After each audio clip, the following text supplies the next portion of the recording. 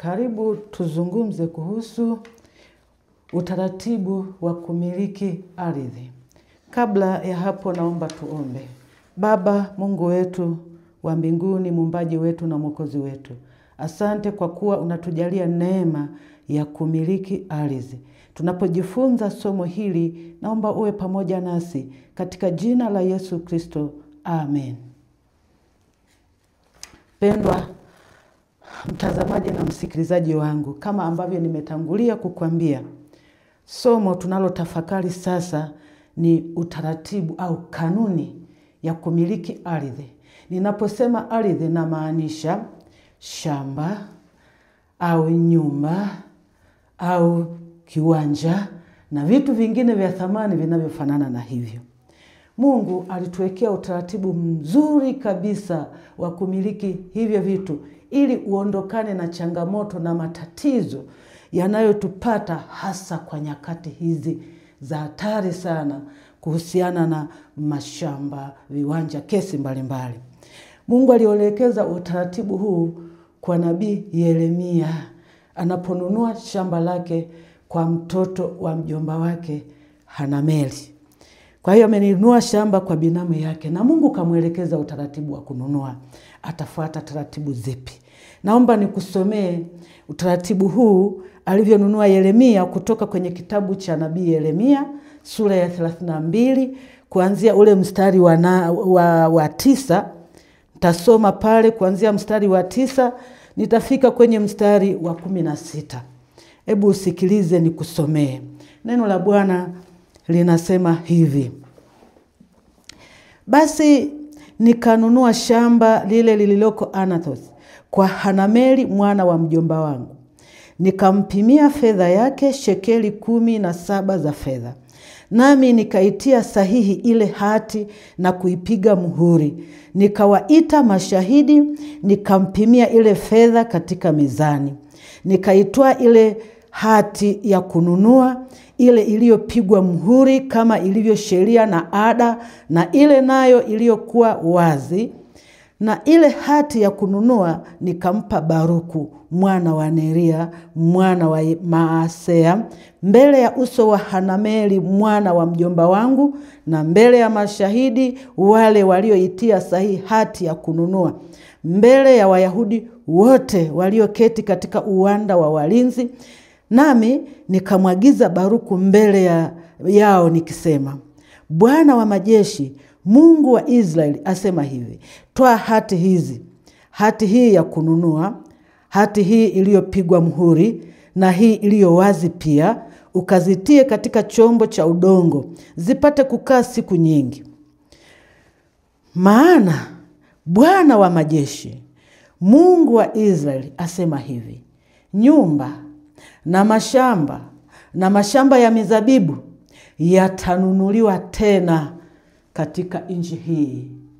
Amen. Ndivyo ilivyoandikwa. Mpendwa mtazamaji na msikilizaji wangu, naomba kutokana na somo hili nililolisoma, hebu nikupe mambo makuu 3 ya muhimu unayopaswa kuzingatia unaponunua shamba au nyumba au kiwanja. Hatua ambazo uzifuate.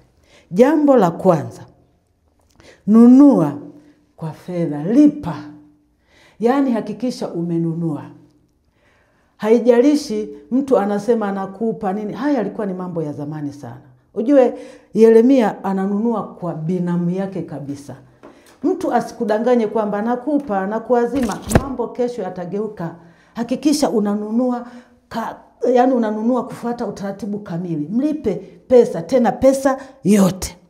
Kwa hiyo usitake kupewa cha bure, jambo la kwanza katika kununua. Lakini jambo la pili katika kununua, fedha ihesabiwe mbele ya watu, machoni pa watu. Yaani kwamba umelipa keshi. Hebu hakisha wamezihesabu kabisa, mashahidi wako pale wanajua mmelipana keshi. Sio mpeane au ile ya kuaminiana zimetosha na hivi, hapana. Zihesabiwe, kila mtu aliyepo pale shahidi ajue kwamba ziko kamili. Au mashahidi nao sema ni akina nani. Maana yake kuna mashahidi wa serikali, viongozi wa serikali, kuna mashahidi wa wewe unayenunua, kuna mashahidi wa yule anayekuuzia. Hawa ndo wanatakiwa wahakikishe pesa imehesabiwa. Lakini jambo la pili, ukiacha hilo la kwanza la kununua kwa keshi, toa hela kamili.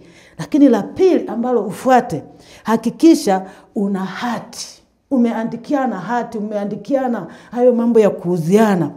Lakini hiyo hati iwe na vitu gani vya msingi? Cha kwanza, iwe na muhuri. Huo muhuri ni wa serikali bwana. Muhuri wa serikali, hakikisha ina muhuri. Lakini cha pili, hakikisha ina sahihi. Sahihi za kina nani? Ni sahihi ya yule aliyekuuzia, sahihi ya kwako uliyenunua, sahihi ya viongozi wa serikali, sahihi za mashahidi. Mashahidi wa huyo aliyekuuzia na mashahidi wa kwako unayenunua. Hiyo ni jambo la pili ambalo uzingatie unalifuata unaponunua. Jambo la tatu ambalo uzingatie unalifuata unaponunua ni kuhusu utunzaji wa hiyo hati sasa uliopewa. Hiyo hati ya kununulia hiyo. Hiyo hati Biblia inaagiza hapa uitunze vizuri. Yeremia akampa Baruku. Halafu anamwagiza aitunze kwenye chombo cha udongo ikae siku nyingi. Na mwisho, ule mstari wa mwisho unaeleza sababu, kwamba kwa sababu nyumba, viwanja, mashamba vitanunuliwa tena katika nchi, maana yake vitakuja kuuzwa. Kwa hiyo uwe makini, tunza sana hiyo hati, weka mahali pa muhimu. Maana yake nini kutunza? Fuata nini kwenye utunzaji? Nakala. Uhakishe hiyo hati uliopewa ina nakala. Nakala hiyo ziwekwe wapi? Serikali, uongozi wa hapo, kama ni kijijini au ni hapo mahali uliponunua hilo shamba, ile serikali pale, ofisi ya pale uliponunulia ikae na nakala ya hiyo hati uliopewa. Lakini hilo nakala nyingine anakaa na yule aliyekuuzia awe na nakala ya hayo mauziano. Lakini hiyo hati wewe uitunze mahali pazuri. Maana yake nini kusema huyu Yeremia anasema huyu Baruku mwandishi wake aweke kwenye chombo cha udongo? Sifa gani za hizo chombo cha udongo? Maana yake uweke mahali ambapo chombo cha udongo kina sifa ya kwamba hata kama nyumba itaungua, hiyo nyumba unayokaa ikaungua, ulipoweka hiyo kumbukumbu ya hiyo hati kwenye udongo haiwezi ikaunguza. Lakini hata kama labda itakuja mvua ikanyesha au mafuriko yakaja, maji yakaingia kwenye hiyo nyumba, hayawezi yakalowesha hiyo hati. Hakikisha itadumu. Maana yake nini kwako leo? Weka mahali ambao una uhakika pana usalama. Chochote kile kikija hakiwezi kikafanya uitunze vizuri hiyo hati ya kwako. Sababu ya kutunza iko kwenye hiyo sura ya 32 ya kitabu cha Yeremia mstari wa 15. Ameandika pale kwenye mstari wa 15, anasema, maana Bwana wa majeshi, Mungu wa Israeli asema hivi, nyumba na mashamba ya mizabibu yatanunuliwa tena katika nchi. Ukifuata taratibu hizi utaepuka migogoro. Siku hizi ndo kuna kesi nyingi katika nchi yetu ya Tanzania na mahali pengine popote. Siku hizi fungua hata taarifa ya habari tu, utasikia kuna kesi ya mashamba, kesi sijui za nyumba, migogoro mbalimbali kwenye familia, kwenye jamii. Yani tuna kesi hizo nyingi tata.